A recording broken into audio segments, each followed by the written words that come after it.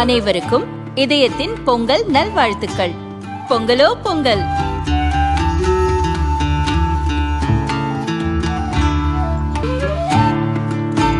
அனைவருக்கும் இதயம் மந்த்ராவின் பொங்கல் தின நல்வாழ்த்துக்கள். பொங்கலோ பொங்கல். இப்போது புதிய அறிமுகம் அச்சி ஹோட்டல் சாம்பார் 50 கிராம் ரூபாய் 20 மட்டுமே.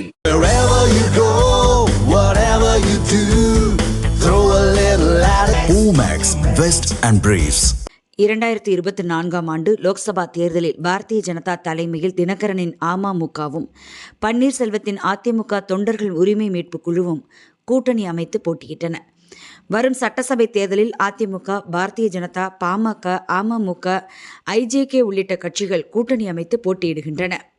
மதுராந்தகத்தில் நேற்று பிரதமர் மோடி பங்கேற்ற கூட்டத்தில் தினகரன் பங்கேற்றார். ஆனால் பன்னீர்செல்வத்துக்கு அழைப்பில்லை.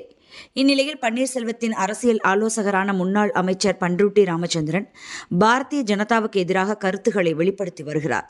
பன்னீர்செல்வம் எந்த முடிவும் எடுக்காமல் தாமதித்து வருவதால் ராமச்சந்திரன் எரிச்சல் அடைந்துள்ளார்.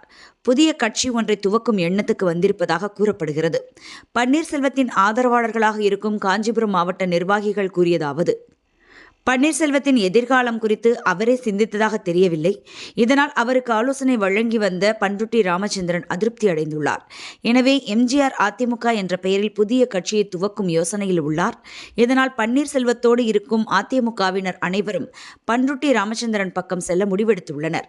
அப்படி புது கட்சி துவங்கும் பட்சத்தில் தாவேகாவுடன் அக்கட்சி கூட்டணி அமைக்க வாய்ப்புள்ளதாக அவர்கள் கூறினர்.